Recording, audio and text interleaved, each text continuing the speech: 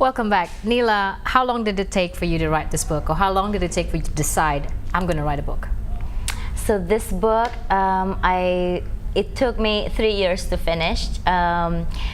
2 years actually, it was almost finished. I was already in the last chapter, and then I gave birth, and I didn't touch it for a year until my baby was 1 year old, and then I started writing again. So yeah. So it should be pretty easy, because this is your journey to where you are today, and I see that you dedicated the book for your mom. I think Nila herself is an advocate for women empowerment, equality in education, and so I would like her to share with us a little bit about what she thinks about that, and how education equality is working out in Indonesia at the state we are in at the moment, and how important it is for us to make sure that girls in the country get equal opportunity to reach for their dreams. Yeah, it's all reflected in this book, Lembar-Lembar Pelangi, because when you read this book, then you can understand that the gap in education quality is so huge between Western part of Indonesia, and big cities,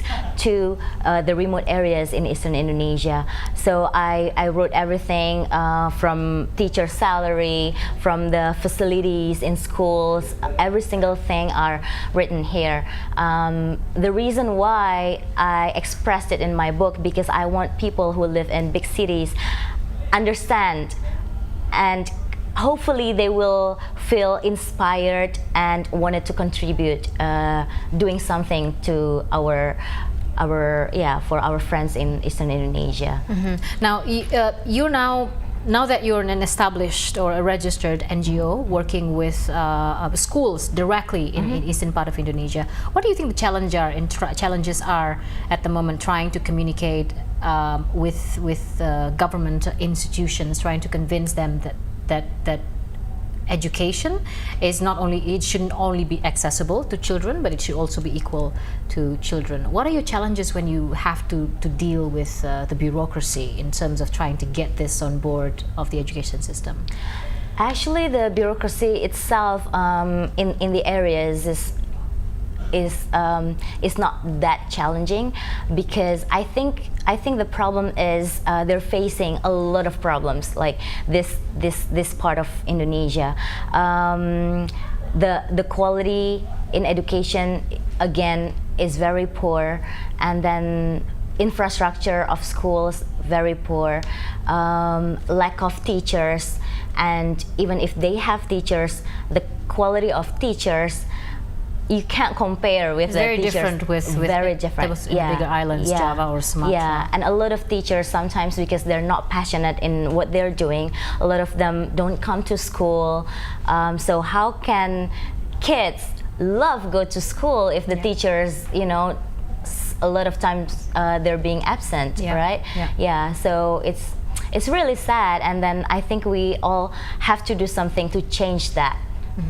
Now, how do you measure, Nila, at the rate where children have grown passion over books or reading, or just like going to school? Do you have a system that you work with the schools to see how children have progressed before they have the library and after they have the library, or how their interests grow?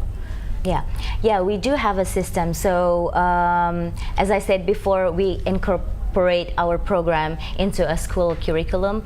So we advocate to the head of the education district in every area, and then we advocate to each school principal, so they have to make a schedule. Each class goes to library for 1 hour per week, and then we have a logbook of, so we can compare, okay, this month how many kids borrow the books at home.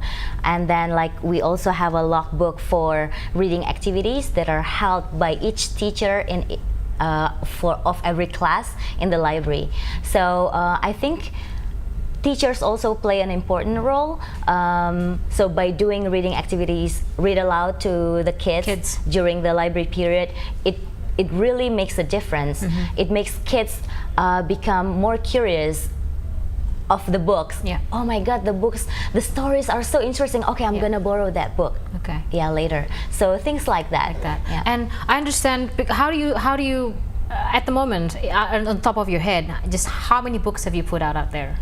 Over 85,000. 85,000 books. Yeah. All spread through your 39 libraries. Yeah, each library has at least 1,000 books to 3,000 books. Now I understand there was a move or is it still going on at the moment? Drive books, not cars. This is something a group of volunteers have set up a very smart way of trying to collect books. What are your ways? What are other ways in trying to make sure that you have a steady flow of books into these libraries? Because over time you want to renew your inventory in these libraries. So we always work together with external parties. Individuals can also donate books and even sponsor a library or some libraries. And we work together also with private sector, closely together doing fundraising campaigns, book drive campaigns. So we do everything that we can to provide books to the kids in Eastern Indonesia. Whoever is willing to contribute, whatever that you can do at the moment, that's what you rely on. Right, we'll talk more with Nila Tanzil on her book Lembar-Lembar Pelangi when we come back.